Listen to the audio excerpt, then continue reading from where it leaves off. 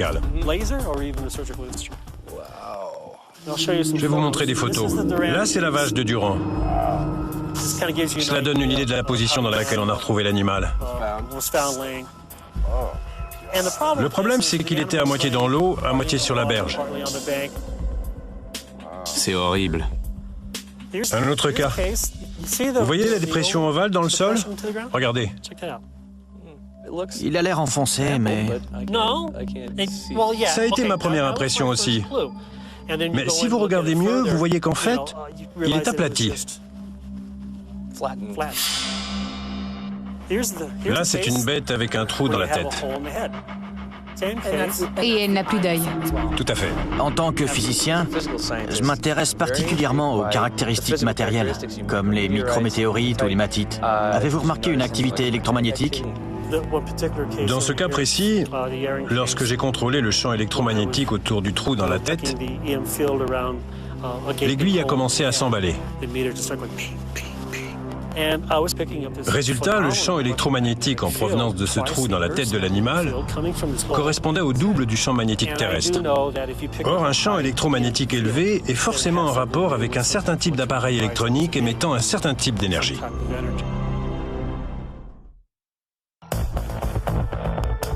Nous décidons d'emmener Chuck avec nous pour la suite de notre enquête. Vous pouvez me prendre ça? Nous allons chercher une carcasse fraîche de vache et voir si un quelconque élément de preuve pourrait justifier la théorie selon laquelle les ovnis sont responsables de ces mutilations.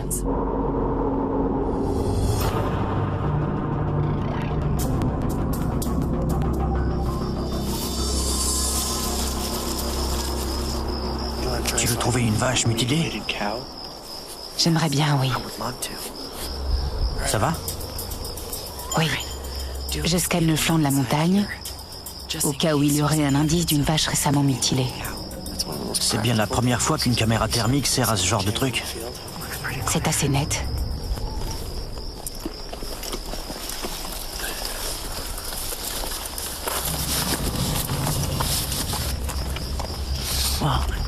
Si jamais on tombe sur une bête mutilée, le froid l'aura conservée. Le froid peut aussi l'avoir endommagée.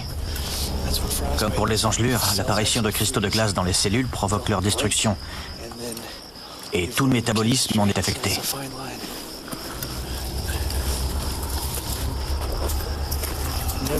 On ne peut jamais savoir à quoi s'attendre quand on vient dans ce genre d'endroit.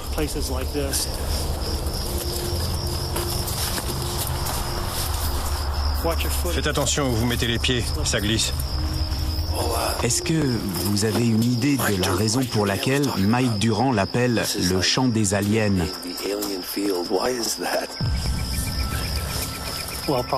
Sans doute à cause de ce qui est arrivé à ces bêtes en 2009. Qu'est-ce qu'il y a comme animaux sauvages dans le coin? Les ours, C'est pour ça que vous avez pris une arme? tout à fait. Je ne m'aventure jamais dans ce genre d'environnement sans prendre mes précautions, car n'importe quoi peut surgir à 5 mètres de vous. Bah dis donc, ça rigole pas. Il faut se méfier des pumas. On en a aperçu un tout à l'heure. Ah bon? Oui, juste en bas du chemin. C'est vrai? Absolument. Nous allons descendre en direction de la rivière. C'est un de leurs endroits favoris pour traquer leur proie.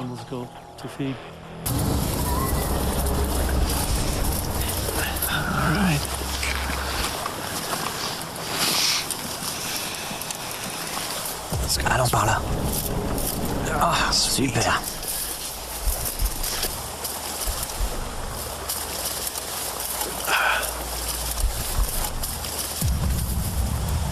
Oh non. Enfin, c'est toujours ça, hein. Qu'est-ce que tu regardes? Je crois avoir entendu quelque chose. C'est bon, on va chercher un autre chemin. D'accord.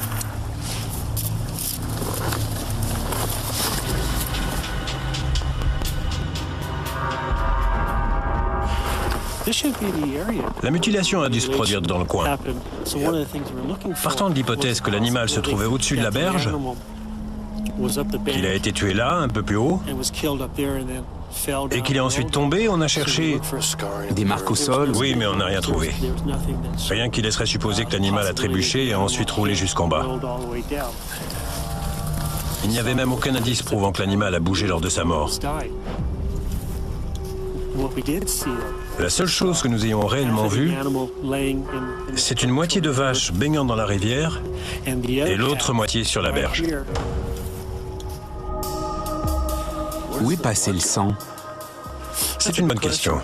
On n'en a pas vu la moindre trace. Comme si la vache avait été larguée là. Vous avez été les premiers professionnels sur place? Les premiers à enquêter, oui. Vous avez tout de suite compris que c'était un cas hors du commun? Absolument. Il suffisait de voir le carnage, les incisions faites dans l'animal, pour savoir que ça ne pouvait en aucun cas être l'œuvre d'un prédateur.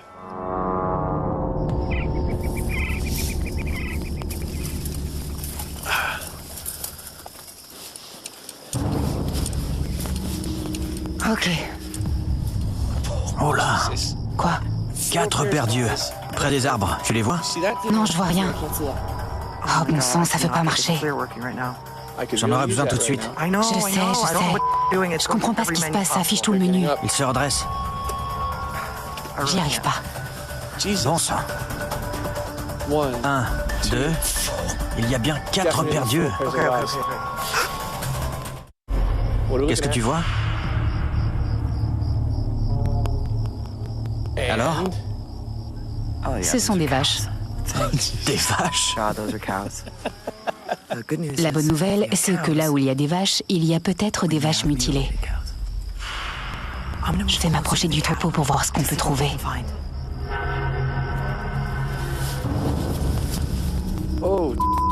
Qu'est-ce que t'as vu? Regarde un peu ça. C'est pas vrai. Ce sont les empreintes d'un gros félin. C'est sûr.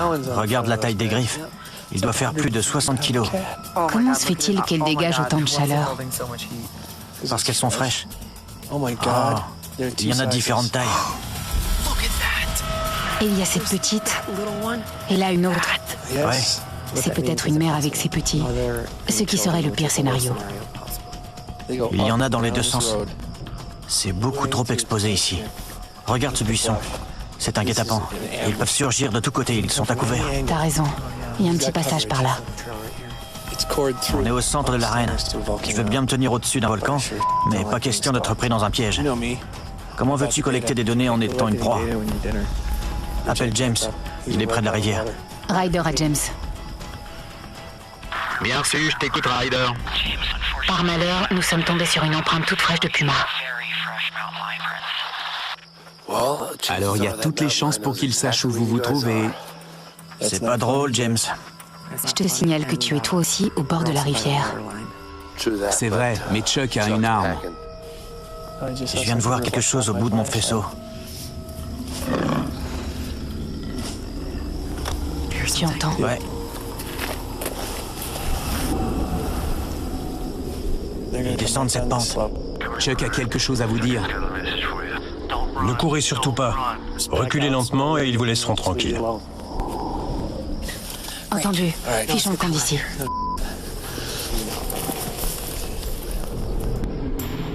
Avec un puma qui rôdait dans le coin, il devenait impossible de poursuivre nos recherches. On est donc passé à autre chose. À en croire certains habitants, les ovnis qui viennent dans le Colorado ne se contentent pas d'enlever du bétail, ils kidnappent aussi des hommes. Il y a même un homme qui prétend être régulièrement capturé et qui aurait pris des images de l'un de ces kidnappeurs.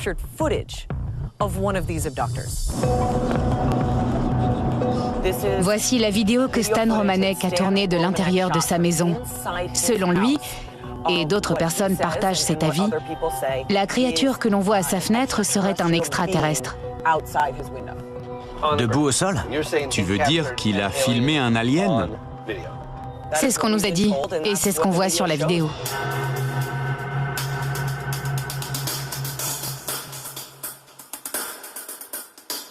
Est-ce qu'il la vend, cette vidéo? Non. Il fait de l'argent avec? Non. Il n'est donc en aucune façon intéressé. Non. Il faudrait beaucoup de temps et d'argent pour réaliser un truc pareil. Après avoir vu la vidéo de Romanek, je me suis dit, tiens donc, je suis curieux d'en savoir plus. Je ne l'ai pas encore totalement rejeté. Je ne dis pas que ce qu'on voit à l'image est un vrai extraterrestre. Ce que je dis, c'est que ce n'est pas une personne avec un masque.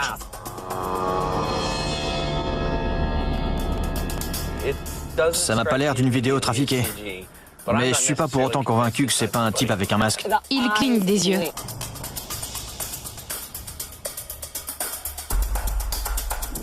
À vrai dire, l'alien sur la vidéo me fait surtout penser à quelqu'un qui aurait fait surgir un masque, puis l'aurait fait disparaître. Les gens disent qu'ils le voient cligner des yeux. Peut-être. Je peux pas l'affirmer à 100% parce qu'il y a beaucoup de grains sur l'image. Mais là encore, on pourrait très bien faire ça avec une marionnette bien articulée. En attendant, il prétend qu'il a vu à de nombreuses reprises des ovnis dans le ciel qui suivaient sa voiture, qui le suivaient lui, et qu'il a reçu plusieurs fois la visite d'extraterrestres, qu'il les a dessinés et qu'il a été enlevé plusieurs fois. C'est un cas fascinant qui, à mon avis, mérite d'être étudié de plus près. J'essaie de rester impartial et me garderai donc de tout jugement avant d'avoir rencontré Stan.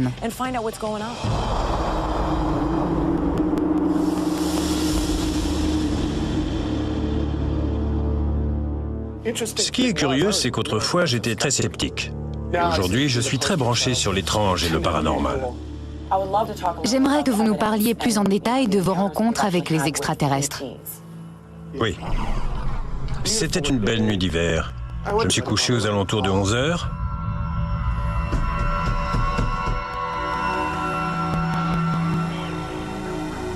J'ai entendu frapper et je suis allé voir qui c'était.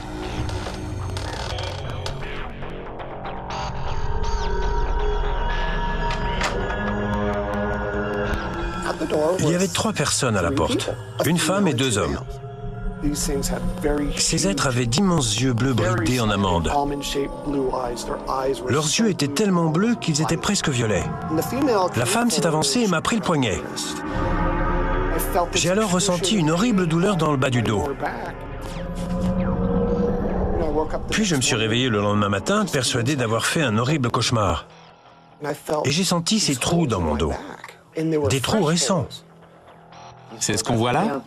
Oui, c'est une photo du bas de son dos. Oh la vache! Je me suis examiné. Non seulement j'avais des trous dans le bas du dos, mais j'avais les poignets tout meurtris et plus aucun poil autour. J'ai pété un câble. J'ai vraiment craqué. Je me suis mis à brailler, à trembler. Vous leur avez demandé « Pourquoi moi? Qu'est-ce que vous me voulez ?» Ce n'est pas comme si... Vous pouviez leur poser la question? Je ne pense pas qu'ils s'intéressent au pourquoi. C'est ce qui vous a poussé à entamer une sorte de surveillance? Ça continuait, ça continuait, ça continuait. Jusqu'à ce fameux 17 juillet 2003.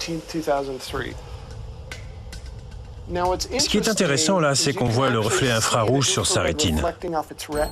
Incroyable, cette petite créature. Il cligne des yeux et reste là à regarder. C'est bizarre la façon dont il disparaît. Il s'est vite baissé quand il m'a vu arriver. Et qu'est-ce que vous avez fait? Je l'ai vu partir en courant et je me suis rué dans l'escalier pour aller chercher ma femme. Par où est-il parti? Il a traversé le jardin. Tout laisse penser qu'il se passe quelque chose d'étrange autour de la maison de Stan Romanek. C'est un cas typique. Ou bien il nous mène en bateau, ou bien il a réellement reçu la visite d'aliens. Je reste quand même sur ma première impression d'une vidéo truquée. Il faudrait vraiment qu'on puisse nous-mêmes capter quelques images qui confirment au moins en partie ce que nous a raconté Stan.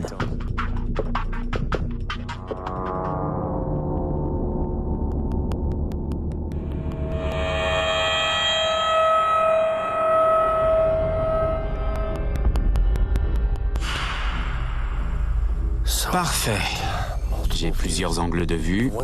Ce qui m'intéresse le plus, c'est la caméra braquée sur la fenêtre de Stan. Ensuite, on a l'entrée au sud.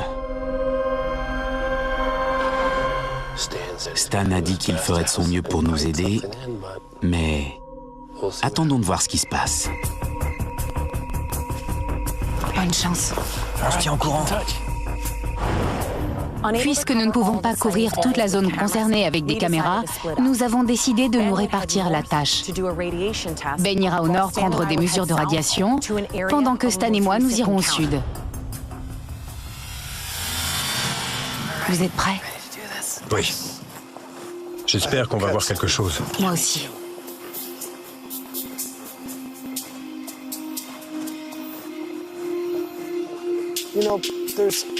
On dit toujours qu'il faut être au milieu de nulle part pour voir des ovnis. Mais notre expérience prouve que l'on peut être à n'importe quel endroit et voir quelque chose.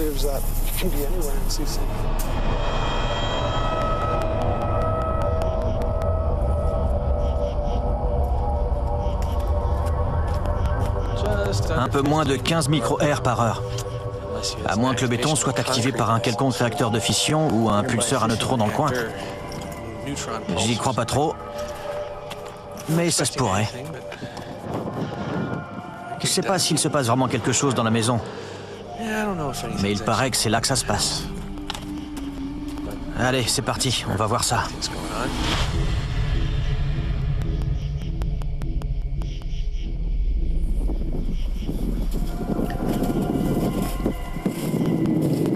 Venez voir Stan. Qu'est-ce que c'est que ça? Ce n'est pas un avion.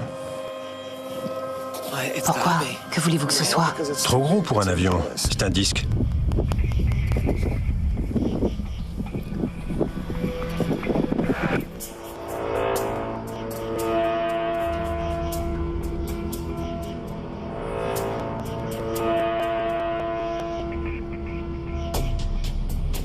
Oh.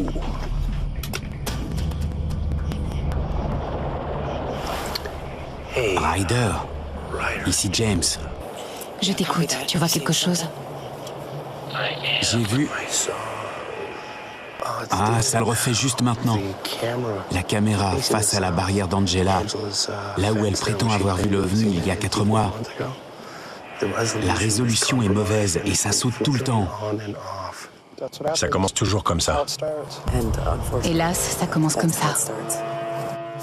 Je ne sais pas pour quelle raison, mais c'est toujours ce qui se passe quand ils apparaissent. Ça agit sur tout ce qui est électrique. Il dit que c'est assez typique. Leur apparition affecte l'énergie et tout ce qui est électrique. Tout le monde en alerte au maximum. Il s'est passé le même genre de choses lorsque Stan a reçu leur visite. Et il pense qu'il pourrait être dans le coin. Bien reçu. James à Ben, réponds.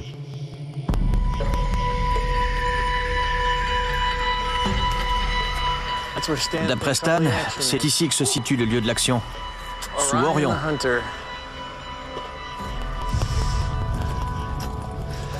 Ce serait vraiment chouette qu'une de ces petites créatures saute de son vaisseau.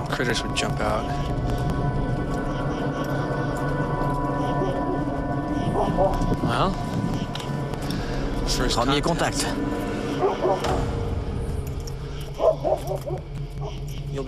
J'ai le plaisir de t'annoncer que de l'autre côté du jardin, tu n'es pas radioactif. Quelqu'un a vu un lampadaire s'éteindre?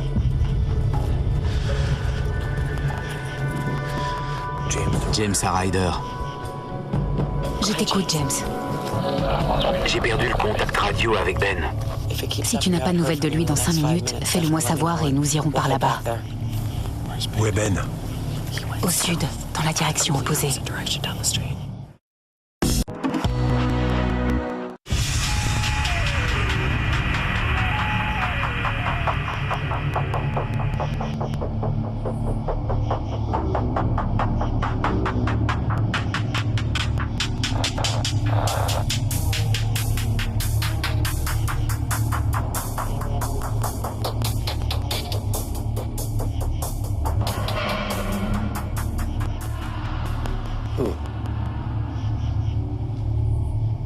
Ryder, C'est encore James.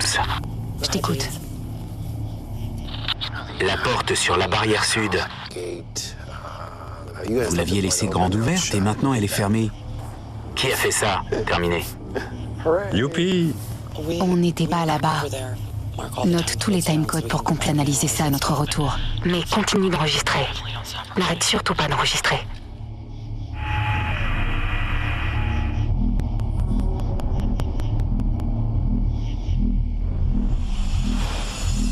Oh, il y a un alien juste là.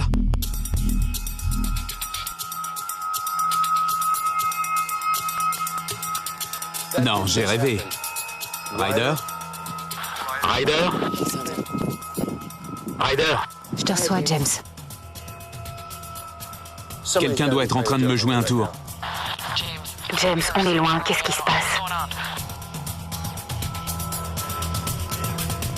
Faisons demi-tour. James.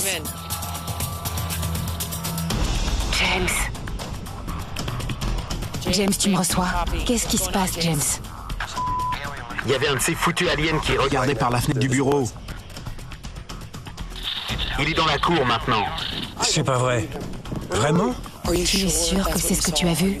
Affirmatif. Sûr à 100%. Terminé. Tu es sûr que ce n'était pas un chat ou je ne sais quoi qui est passé en coup de vent? Je sais quand même ce que j'ai vu.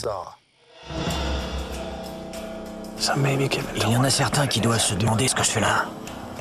C'est pas pour effrayer James, ni pour me moquer de Stan. On fait un test pour savoir quel effet ça fait quand on filme un masque.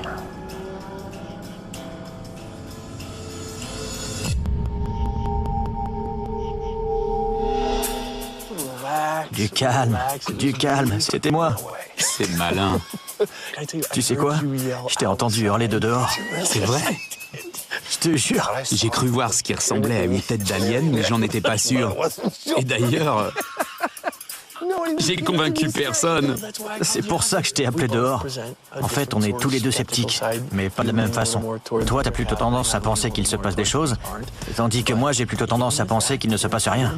Mais dans le fait de l'action, on n'a pas vraiment le temps de réfléchir. Et même un masque a été suffisamment convaincant pour te laisser comme ça bouche bée. Je dois dire que tu ressembles vraiment à un alien.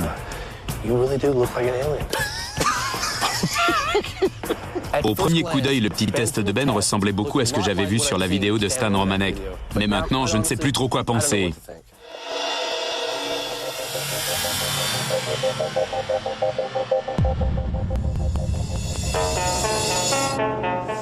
Dès qu'on est revenu de Salida, on a examiné toutes les preuves qu'on avait récoltées. Commençons par ce qu'on a pris dans le Colorado. Pour quelqu'un comme moi qui étudie les ovnis depuis près de 20 ans, je peux vous dire que c'est une des meilleures séquences que j'ai jamais vues. On dirait pas un objet solide.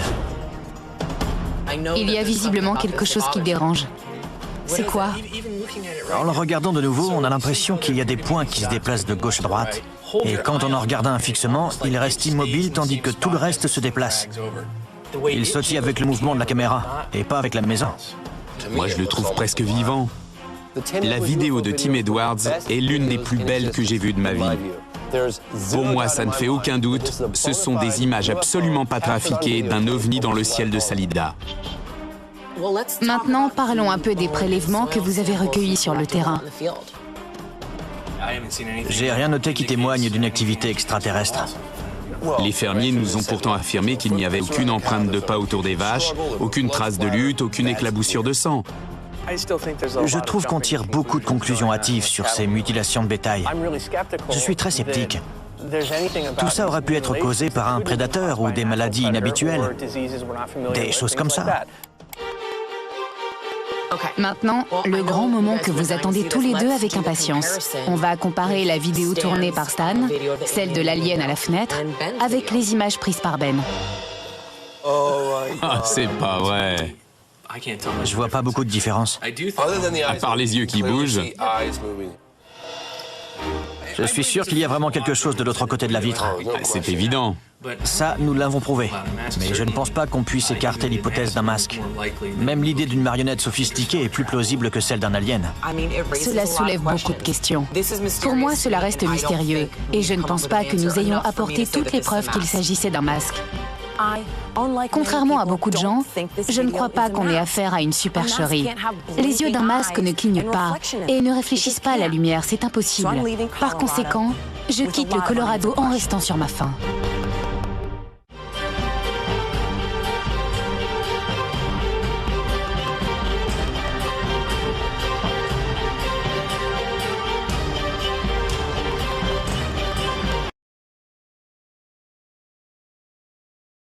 chirurgicale. Je vais vous montrer des photos. Là, c'est la vache de Durand. Cela donne une idée de la position dans laquelle on a retrouvé l'animal. Le problème, c'est qu'il était à moitié dans l'eau, à moitié sur la berge. C'est horrible. Un autre cas. Vous voyez la dépression ovale dans le sol? Regardez. Il a l'air enfoncé, mais... Ça a été ma première impression aussi. Mais si vous regardez mieux, vous voyez qu'en fait, il est aplati. Là, c'est une bête avec un trou dans la tête. Et elle n'a plus d'œil. Tout à fait. En tant que physicien, je m'intéresse particulièrement aux caractéristiques matérielles, comme les micrométéorites ou les matites. Avez-vous remarqué une activité électromagnétique? Dans ce cas précis, lorsque j'ai contrôlé le champ électromagnétique autour du trou dans la tête, l'aiguille a commencé à s'emballer. Résultat, le champ électromagnétique en provenance de ce trou dans la tête de l'animal correspondait au double du champ magnétique terrestre.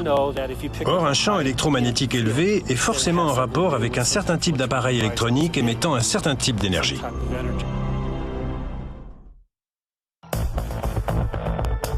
Nous décidons d'emmener Chuck avec nous pour la suite de notre enquête. Vous pouvez me prendre ça? Nous allons chercher une carcasse fraîche de vache et voir si un quelconque élément de preuve pourrait justifier la théorie selon laquelle les ovnis sont responsables de ces mutilations.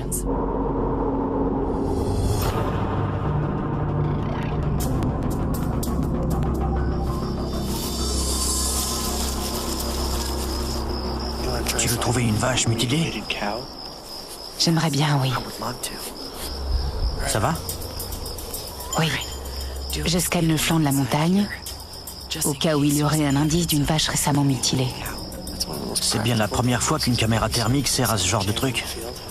C'est assez net.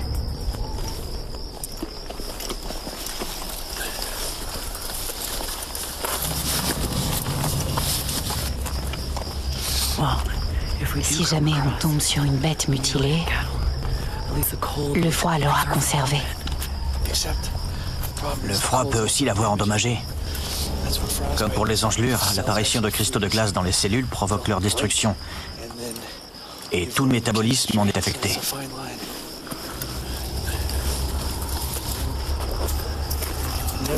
On ne peut jamais savoir à quoi s'attendre quand on vient dans ce genre d'endroit.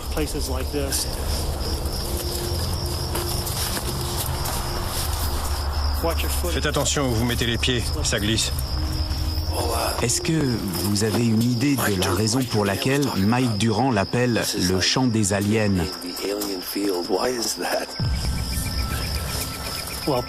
Sans doute à cause de ce qui est arrivé à ces bêtes en 2009. Qu'est-ce qu'il y a comme animaux sauvages dans le coin? Les ours. C'est pour ça que vous avez pris une arme? Tout à fait. Je ne m'aventure jamais dans ce genre d'environnement sans prendre mes précautions, car n'importe quoi peut surgir à 5 mètres de vous. Eh ben dis donc, ça rigole pas. Il faut se méfier des pumas. On en a aperçu un tout à l'heure. Ah bon? Oui, juste en bas du chemin. C'est vrai? Absolument. Nous allons descendre en direction de la rivière. C'est un de leurs endroits favoris pour traquer leur proie.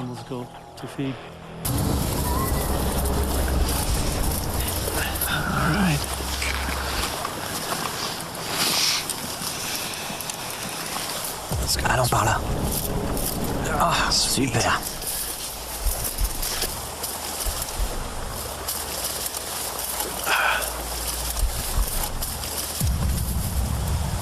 Oh non. Enfin, c'est toujours ça, hein. Qu'est-ce que tu regardes?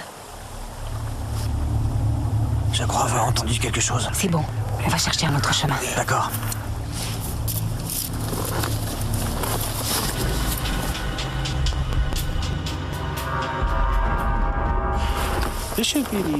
La mutilation a dû se produire dans le coin.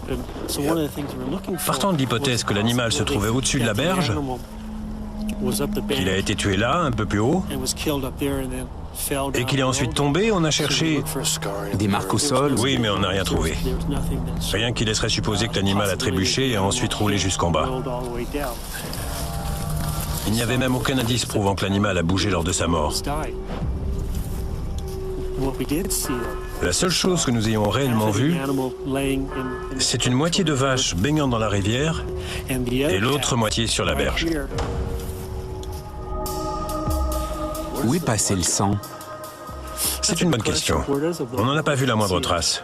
Comme si la vache avait été larguée là. Vous avez été les premiers professionnels sur place? Les premiers à enquêter, oui. Vous avez tout de suite compris que c'était un cas hors du commun? Absolument.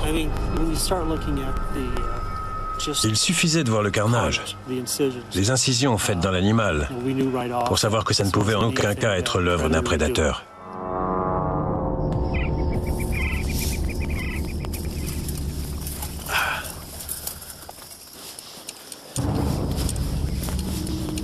Ok. Oh là! Quoi? 4 paires d'yeux, près des arbres. Tu les vois? Non, je vois rien. Oh bon sang, ça veut pas marcher. J'en aurais besoin tout de suite. Je sais. Je comprends pas ce qui se passe, ça affiche tout le menu. Il se redresse. J'y arrive pas. Bon sang. 1, 2. Il y a bien 4 paires d'yeux. Qu'est-ce que tu vois? Alors? Ce sont des vaches. Des vaches? La bonne nouvelle, c'est que là où il y a des vaches, il y a peut-être des vaches mutilées. Je vais m'approcher du troupeau pour voir ce qu'on peut trouver.